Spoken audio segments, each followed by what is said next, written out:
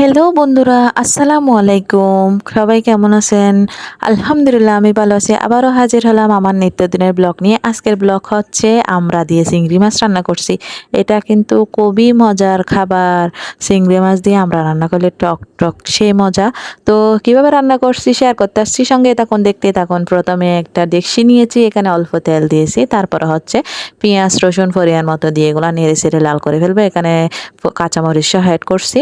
এগুলো যখন লাল হয়ে আসবে তারপরে এখানে পরিমাণ মতো দিয়ে দিবেন মরিচের গুঁড়া, হলুদের গুঁড়া, লবণ পরিমাণ মতো সব কিছু দিয়ে পানি অ্যাড করে দিবেন। তারপরে এগুলা ভালো মতো কষাইলে কিন্তু রান্নাটাই মজা হবে।